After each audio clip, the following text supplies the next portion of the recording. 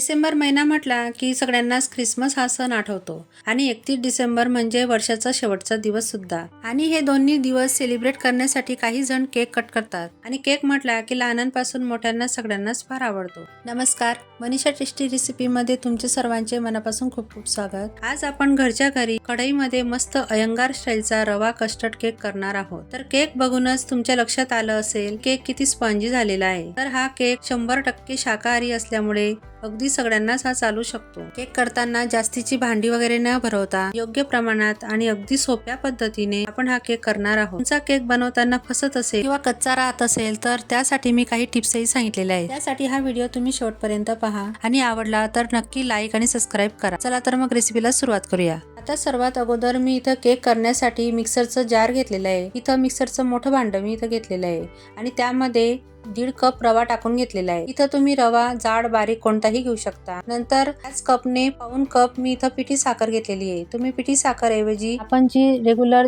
जाड साखर वापरतो ती घेतली तरी चालेल. नंतर आता आपल्याला याला व्यवस्थित मिक्सर मधनं बारीक करून घ्यायचं आहे. आपल्याला हे कोरडच मिक्सर मधनं फिरवून घ्यायचं आहे. आता इथं बघू शकता मी मिक्सर मधनं हे बारीक करून घेतलेलं आहे.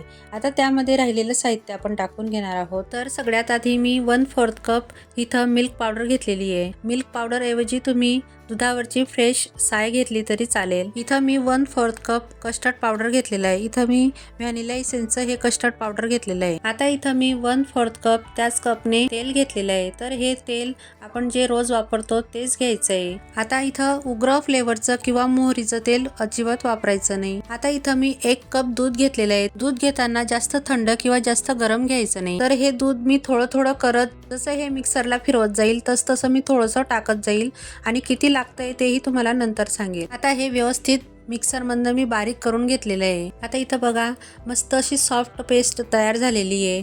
आता मी तिला एका बाउलमध्ये काढून घेणार आहे. पण त्याआधी मी तुम्हाला याला मला दूध किती लागलं ते दाखवते. तर मला अगदी 1 कपला थोडंसंच दूध इथं शिल्लक राहिलेलं आहे आणि आता आपण ते नंतर त्यामध्ये टाकून घेणार आहोत. तर आता मी आधी ते जी पेस्ट आहे ती एका बाउलमध्ये काढून घेते. तुम्हाला आता हे थोडंसं घट्टसर वाटत असेल पण आपल्याला अजून त्यामध्ये थोडंसं दूध टाकून घ्यायचं आहे. छान अशी आपल्याला पेस्ट तयार करून घ्यायची त्याची. आता बघा जे दूध शिल्लक राहिलेलं होतं ते अगोदर मी पूर्ण टाकून घेतलेलं आहे. म्हणजे आतापर्यंत आपल्याला 1 कप एवढं दूध लागलेलं आहे आणि अजून आपल्याला थोडंसं दूध यामध्ये ऍड करायचं आहे. अगोदर आपण हे व्यवस्थित मिक्स करून घेणार आहोत. तुम्ही यामध्ये अजून दही सुद्धा टाकू शकता. जर तुम्हाला दही टाकायचं असेल तर 1/4 कप एवढं तुम्ही त्यामध्ये दही ऍड करू शकता. आता हे व्यवस्थित मिक्स करून घ्यायचं आहे. मिक्स करताना सुद्धा एकाच डायरेक्शन मध्ये हे मिक्स करायचं आहे. आता आपण याला 10 मिनिटांसाठी बाजूला ठेवून घेणार आहोत. म्हणजे रवा छान फुलतो आणि बॅटरही छान सॉफ्ट असं होतं. आणि आता इकडे आधी मी केक बेक करण्यासाठी एक कढई गॅसवर ठेवून घेतलेली आहे आणि त्यात थोडंसं रोज वापरातील बारीक मीठ असतं ते टाकून घेतलेलं आहे आणि त्यात असं स्टँड किंवा घरातील एखादी वाटी ठेवून घ्यायची. नंतर त्यावर झाकण ठेवून 5 ते 7 मिनिटं मोठ्या आचेवरती गरम करून घ्यायचं आहे. आता दुसरीकडे तुम्हाला ज्याही भांड्यामध्ये किंवा कुकरच्या एखाद्या डब्यामध्ये किंवा भांड्यामध्ये केक सेट करता येईल त्याला असे तेल लावून घ्यायचे किंवा तूपही लावून घेतलं तरी चालेल. नंतर असा बटर पेपर कट करून घ्यायचा आणि त्यामध्ये ठेवून घ्यायचा आहे. नंतर त्यावरतूनही थोडंसं तूप किंवा तेल असं व्यवस्थित ब्रशने किंवा हाताने लावून घ्यायचं आहे. कडेकडेपर्यंत असं व्यवस्थित लावायचं म्हणजे केक निघताना व्यवस्थित निघतो, अजिबात तुटत वगैरे नाही. तर बघा मी असं बटर पेपर ठेवून सगळीकडे केकच्या भांड्याला तेल लावून घेतलेलं आहे. आता आपलं बॅटरही व्यवस्थित फुललेलं आहे आणि आता मी त्यामध्ये थोडंसं दूध टाकून घेणार आहे. मला थोडं घट्टसर वाटत होतं म्हणून मी साधारण 2 ते 3 टेबलस्पून एवढं दूध टाकून घेतलेलं आहे. तर इथं मी अर्धा कप दूध घेतलेलं होतं पण मी एवढं नाही टाकणार आहे त्यामध्ये. तर फक्त मी 2 ते 3 टेबलस्पूनच दूध यामध्ये टाकलेलं आहे आणि याची कन्सिस्टन्सी बघू शकता तुम्ही. या पद्धतीचं आपल्याला बॅटर हवं. जास्तही आपल्याला पातळ वगैरे नाही करायचं, नाहीतर केक फुलण्याऐवजी तो आतमध्ये असा बसका येतो. आता आपलं बॅटर तयार आहे आणि त्यामध्ये आता आपण काही साहित्य टाकून घेणार आहोत. तर मी इथं टुटी फ्रुटी घेतलेली आहे आणि त्यामध्ये थोडासा मैदा टाकून घेतलेला आहे. जे टुटी फ्रुटी ही सगळ्या केकमध्ये व्यवस्थित पसरते आणि अजिबात ती तळाशी जाऊन बसत नाही. तर आता त्यामध्ये मी काही काजू आणि बदामचे तुकडे होते तेही टाकून घेतलेले आहे. आता इथं मी इसेन्स टाकून घेणार आहे. तर इथं मी व्हॅनिला इसेन्स घेतलेलं आहे आणि ते मी 1/2 टीस्पून टाकून घेणार आहे. तुमच्याकडे जर इसेन्स नसेल तर तुम्ही अर्धा चमचा वेलची पावडर टाकून घेतली तरी चालेल. आता इथं मी बेकिंग पावडर घेते. 1 टीस्पून मी इथं बेकिंग पावडर घेतलेली आहे.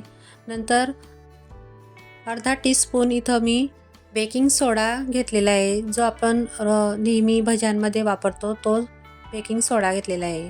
नंतर त्यावर मी थोडंसं लिंबू सत्व टाकून घेतलेलं आहे. तुमच्याकडे जर फ्रेश लिंबू असेल तर त्याचा रस 2-3 थेंब टाकून घ्यायचा आहे, किंवा तुम्ही यामध्ये अर्धा टीस्पून व्हिनेगर टाकलं तरी चालेल. नंतर आता हे व्यवस्थित पटकन मिक्स करून घ्यायचं आहे, म्हणजे ते बॅटरमध्ये व्यवस्थित मिक्स झाल्यानंतर एकदम छान बॅटर आपलं फुलतं आणि एकाच डायरेक्शनमध्ये हे व्यवस्थित मिक्स करून घ्यायचं आहे. आता हे मिक्स केल्यानंतर लगेचच आपण केक टिनमध्ये हे बॅटर टाकून घ्यायचं आहे. तुम्ही यामध्ये अजून जे ड्राय फ्रूट्स असतील ते टाकू शकता, किंवा तुम्हाला जे आवडतील ते फ्रूटही तुम्ही यामध्ये ॲड करू शकता.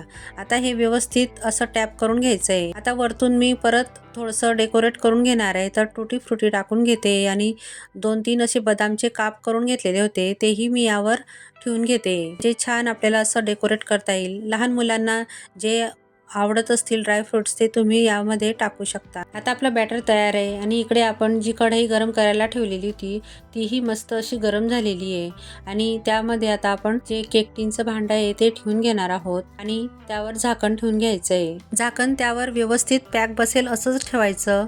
आता केक आपल्याला 30 ते 35 मिनिटं मंद आचेवर बेक करून घ्यायचं आहे. साधारण 30 मिनिटापर्यंत आपल्याला अजिबात झाकण उघडायचं नाही. तर आता इथं बघू शकता 30 मिनिटं झालेली आहेत आणि मी चेक करून घेते. तर असं आपला केक तयार झालेला आहे आणि मी त्याला आता काढून घेतलेलं आहे. तर इथं बघू शकता केक एकदम छान मस्त फुललेला आहे. आता आपल्याला त्याला थोडंसं थंड करून घ्यायचं आहे. त्यासाठी इथं मी कॉटनचा कपडा वरतून ठेवून घेतलेला आहे. साधारण याला अर्ध्या तासासाठी थंड करून घ्यायचं आहे. आता अर्ध्या तासानंतर केक आपला बऱ्यापैकी व्यवस्थित थंड झालेला आहे आणि आता मी त्यावर झाकण ठेवून त्याला असं पलट करून घेणार आहे आणि वरतून असं केक टिनला टॅप करून घ्यायचं आहे आणि अलगद असा हा केक टिन काढून घ्यायचा आहे. तर इथं बघू शकता अजिबात केक टिनला केक चिकटलेला नाही आहे आणि जो बटर पेपर आहे तो मी काढून घेते. तर जे केकचं खालची बाजू आहे ते बघू शकता अजिबात करपलेली वगैरे नाही, एकदम मस्त असा कलर आलेला आहे आणि किती स्पॉन्जी आपला केक तयार झालेला आहे. तर तुम्हाला दिसतच असेल एकदम मस्त सॉफ्ट असा आपला केक तयार झालेला आहे. अजिबात असा आतमध्ये असा बसका किंवा चिकट वगैरे अजिबात नाही आहे. तर आता मी त्याला कट करून घेते. कट करताना सुद्धा तुम्ही बघू शकता एकदम इझिली असा कट होतोय. आता मी तुम्हाला दाखवते. तर हे बघा किती छान सॉफ्ट असा आहे आणि एकदम स्पॉन्जी आहे, एकदम मस्त डबलचा फुललेला आहे. तर तुम्ही सुद्धा याच पद्धतीने हा केक करू शकता. जर तुमचा केक व्यवस्थित फुललेला वाटत नसेल तर तुम्ही अजून 5 ते 10 मिनटं याला बेक करून घ्यायचा. तुम्ही यामध्ये चॉकलेट वगैरे टाकून सुद्धा चॉकलेट केक करू शकता. चॉकलेट केक करत असताना फक्त कस्टर्ड पावडर स्किप करून घ्यायची आणि यामध्ये आपण मिल्क पावडर टाकून घेतलेली होती, त्यामुळे याची टेस्ट एकदम माव्यासारखी लागते. आता बघा मी तुम्हाला अजून एक पीस तोडून दाखवते. तर बघा एकदम छान इझिली असा हा आपला केक तुटतोय, इतका तो स्पॉन्जी झालेला आहे. तर तुम्ही जाडी बघू शकता, इतकी छान मस्त जाडी पडलेली आहे. तुम्ही जर हा केक माझ्या पद्धतीने केला तर 100% सांगते अजिबात चुकणार नाही. हा मस्त स्पॉन्जी माव्याच्या चवीचा हा केक तयार होतो. छान सुटसुटीत मस्त हा कस्टर्ड रवा केक खाण्यासाठी तयार झालेला आहे. तुम्ही या पद्धतीचा केक बनवून ठेवला तर तो अजिबात खराब न होता तुम्हाला तो आठवडाभर स्टोअर करून खाता येईल. तुम्हाला आजची रेसिपी कशी वाटली ते मला कमेंट करून नक्की सांगा. आवडली असेल तर लाईक, शेअर आणि सबस्क्राईब नक्की करा. रेसिपी तुमच्या मैत्रिणींना जास्तीत जास्त शेअर करा आणि तुम्ही कोणत्या शहरातून बघताय तेही मला कमेंट करून नक्की सांगा. चला तर मग पुन्हा भेटूया अशाच एक नवीन रेसिपी सोबत. तोपर्यंत मस्त खा आणि स्वस्त राहा.